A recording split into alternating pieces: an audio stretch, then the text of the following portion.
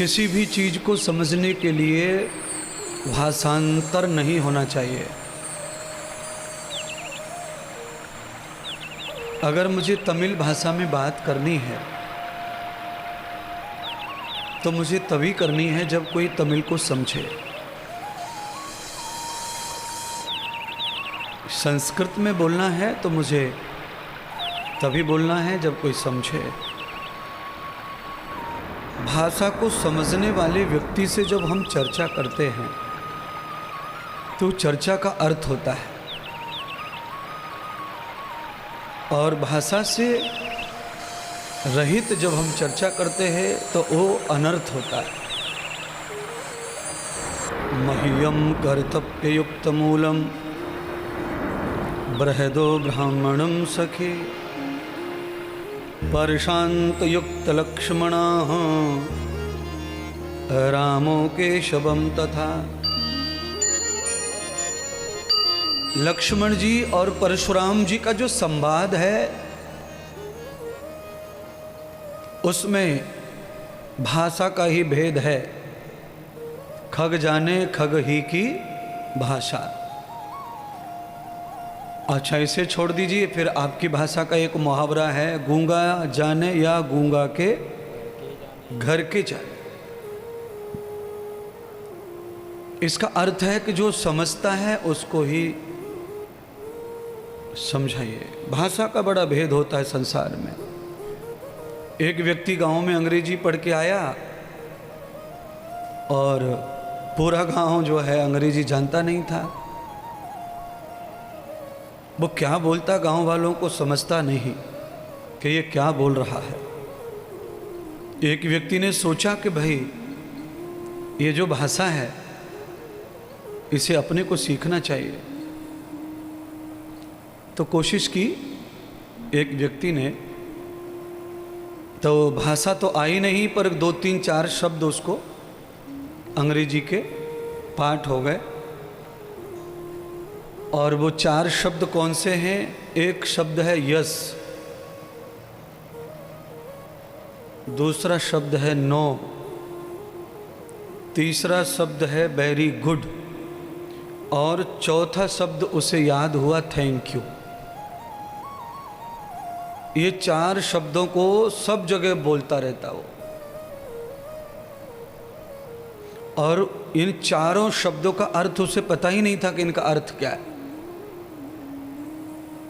जिससे भी बात करे यही बोले yes no very good thank you. अर्थ मालूम नहीं था। एक दिन वो रेल में सफ़र कर रहा था और उसी डिब्बे में चोरी हो गई, सूटकेस की चोरी हो गई। बैग उठा लिया किसी ने। जिसका बैग चोरी हुआ वो पूछता फिर रहा पूरे बोगी में, डिब्बे में, भाई हमारा सूटकेस आपने देखा है? सूटकेस देखा है? सबने कहा नहीं देखा भैया, हमने नहीं लिया, हमने नहीं लिया। अच्छा, सामने जिसने अंग्रेजी सीखी थी 4 ही शब्द आते थे, जिसने चोरी जिसके बैग की हुई उसने अंत में उससे भी जाके पूछा भैया हमारा सूटकेस चोरी हुआ, आपने लिया है क्या? तो उसने कहा यस। तो लिया है तो बहुत धन्यवाद, मिल गया, लाओ दो। तो कहा नो।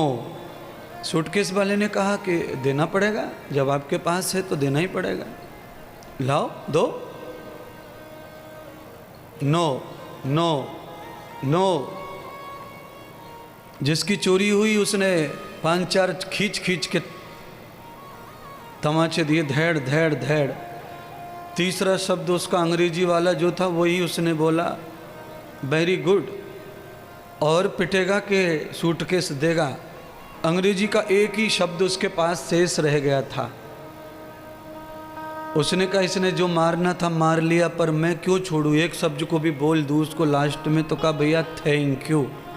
अब ये चीज़ें कहाँ से ढूंढ के लानी पड़ती हैं आप लोगों को समझाने के लिए। बहुत सारे लोगों के पास में ज्ञान का, शब्द के अर्थ का, परिभाषा का इतना अभाव है कि मुंह से बोल देते हैं पर उसका मतलब समझता नहीं है। अच्छा, ये हो गई हमारी बात, आपके लिए है, इसके ऊपर बहुत लंबा चौड़ा व्याख्यान करेंगे अभी। अब हम संत को बात करते हैं, ज्ञानियों की बात करते हैं, महापुरुषों की बात करते हैं।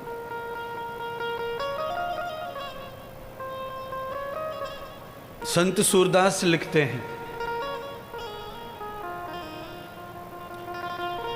ऐसी वाणी बोलिए मन का आपा खोए, औरन को शीतल करें आपहु शीतल होए।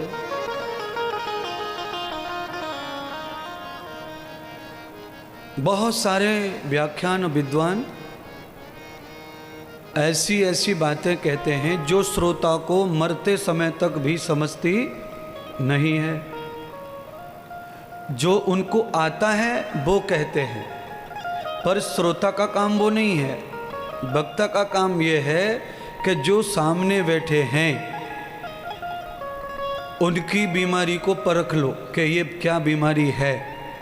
उस बीमारी का ही इलाज वक्ता को करना चाहिए, कथावाचक को करना चाहिए। अच्छा, हमारे पास में टीवी की दवा और मरीज को टीवी है नहीं, जो हमारे पास है अगर वही गोली मरीज को खिलाई जाए तो क्या होगा बताओ?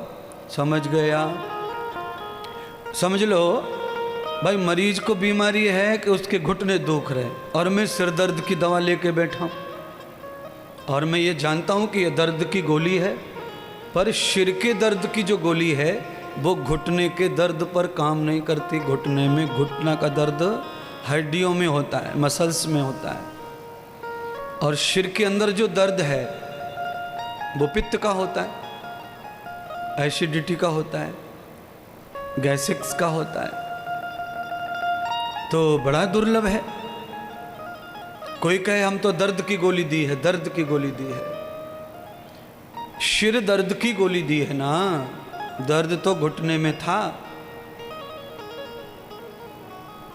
इसीलिए वक्ता का धर्म है कि ऐसा इलाज करे, मरीज की बीमारी को देखकर इलाज करे।